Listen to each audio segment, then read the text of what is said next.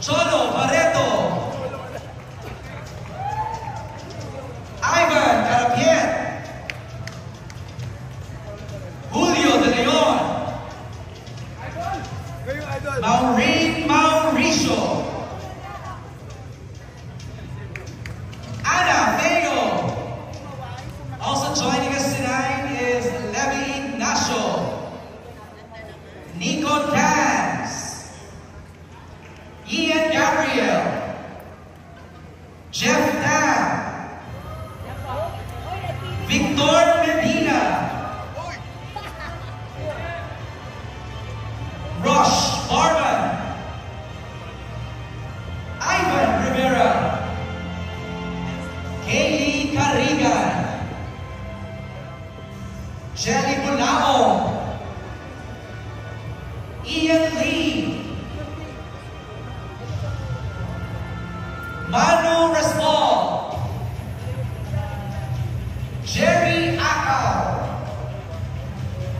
Also joining us tonight is one of the producers, Sylvia Sanchez.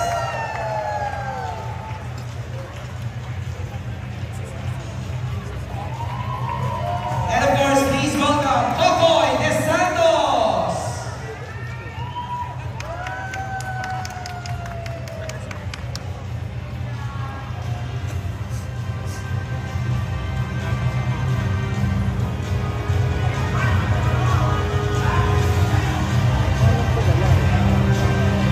Encho D.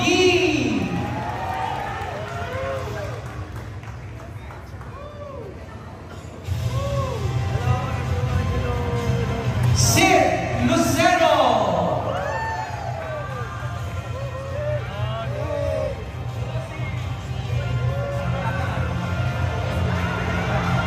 Of course, the brilliant director, Richard B. Somes.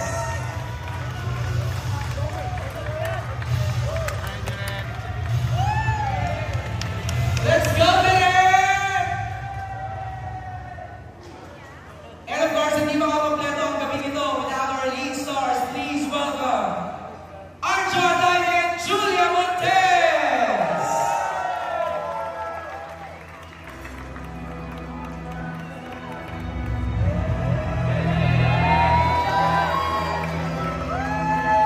Again, please welcome Arjo and Julia!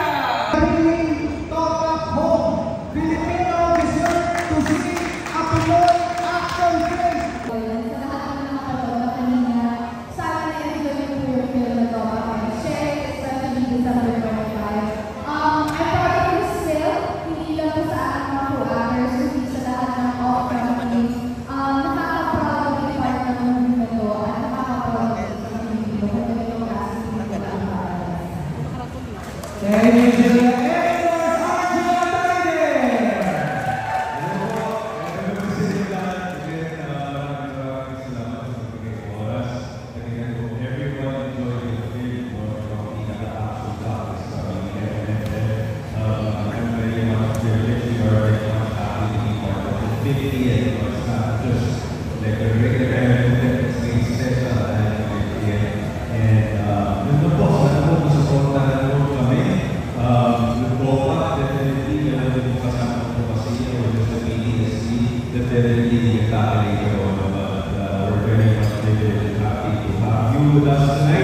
Pag nagugutom ako, tinatampak talaga ako sa dami. Actually, ngayon gusto sabihin na mas na-appreciate ko yung mga crowd people kasi nasa production na ako. So, sumaludo ako bigla sa mga staff, sa mga production. Dahil ang hirap pala talaga ng ginagawa nila. Halos walang kain, takbo dito, takbo doon, halos walang tulog. Unlike yung nag-artista ako, pagdating ko sa set, ahati ako, uuwi ako, kung natapos, bayad ako, sila, ibang klase ng trabaho. So, yan, nararanasan ko ngayong magutom. Actually, gusto mong kumain pero nahihirapan ka kasi kailangan mag-tapos. Yun lang talaga. Tapos, kanina, pumitik yung nopak ko talaga, pero kailangan kong kontrolin. Dahil pag tinopak ka, sila ang araw mo si Kanya. Yun. Salamat. Encho, when was the last time? Iniisip ko kung kailan talaga ako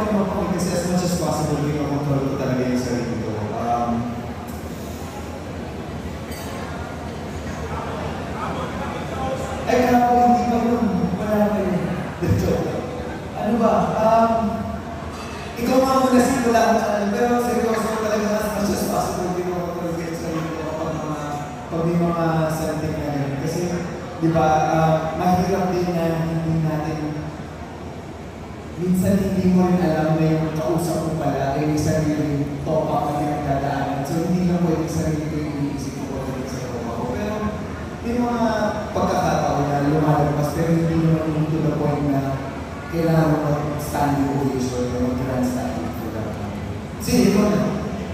Definitely, I just remember Shawnee's statement a while ago na definitely, I think kapag nagkakatopa ako, I try to breathe in, exhale talaga. As in deeply walk out or walk away or try to avoid hearing or talking about it. Because minsan, baka hindi natin alam, may masabi tayo sa tao or sa mga tao na may kinalaman mo sa sitwasyon and hindi na mababawi yung sinasabi natin. So instead, to walk away, try to take a deep breath, always try to be the better person. Hingang malalim muna. Yes, definitely. Diba? Julia, ikaw naman, kailan? Yung totoo po, kanina lang. Hindi, gaya na sabi ni Tita Ilya, mababaw ang ano ko pag sa gutom. Plus, harsh ako sa sarili ko po eh. So kanina, papunta dito, syempre nakamindset ako, kailangan ko mag-ayos. Yung susi, ang tangi kong dala sa araw na yun ay dapat susi ng unit. Yun pa yung pinaka-naiwak ko. So paano kami magsisimulang mag-ayusan kung wala kami susi ng unit? So medyo brutal ako sa sarili ko kapag gano'n. So mas tinutopak ako lagi sa sarili ko more than sa tao. Kasi nga mabilis akong ma-affect, sensitive akong tao. So yun, ang topa ko lang yan, sisimangot ako. Minsan naiiyak pa ako sa sobrang frustration. Pero ganun lang naman. At kapag kumain na ako ng masarap na pagkain, automatic na nangiti na. Kaya nakakatawa. Pagkang spoilers, siguro, but go ahead, Arjun. Wow. The whole thing is very difficult, to be honest. The whole movie was very difficult, I have to say. We had less dialogue scope kasi diba in the film. So medyo action-packed talaga siya from the moment that the gun starts until the end, diretso. But definitely, what was hard was maintaining, and making sure that we don't go overboard with the PTSD, with the guidance of the production, with the guidance of our director, and of course with my co-actors. And siguro, the beginning and the ending, to answer your question, are two of my favorites as well. Pero definitely, yung buong pelikula, ako nahirapan talaga. But definitely, ending and beginning were two of the hardest in terms of time and effort. Pero ano ang ginawa mo dito? Humawa ka ng baril. Ano ba? Tumalong ka ba? Bumolyo ka ba? Iba-iba eh. Ang dami na. We went around talagang explore the world of action with Direct Richard in the past. Grabe. Julie! Sobrang wala akong masabi. Kasi nakakapagod siya, draining emotionally, physically. Kung may specific naman, siguro yung part na bilang babae yung hindi ako ready mentally, natatalon ako from second floor ng warehouse pababa. Wow! Nakutok ako na Richard. Like, ina-explain lang siya, Jules, tingin mo, try lang natin na sapatin natin dito. Angat lang natin ng konti. Sige po. Maangat ako ng konti. O dito, kaya mo ba ba, Jules? Angat pa natin ng konti. Angat pa. Okay po. Okay po. Kasi na-realize ko nung tatapakan ko na yung sa second floor. Mataas na to Jules, okay ka? Okay po. Hindi na ako makaalam kasi parang nandun ka na sa moment. Siguro yun yung masarap din sa set. Kung na-feel niyo to, di ba may vibe na siya? Na-feel niyo na yung moment. What more sa amin as actors na may storya kami pupuntahan. So minsan may mga ganun factor na masarap-sarap i-portray kasi nga dadalhin ka na nun ng moment. So siguro walang specific talaga. Lahat ang dami. Tanong, gumamit ka ba ng double? Direct, ikaw. Okay, good question. What's exciting about my actors, from everyone here, and most especially my lead actors, Julia, Arjun, Sid,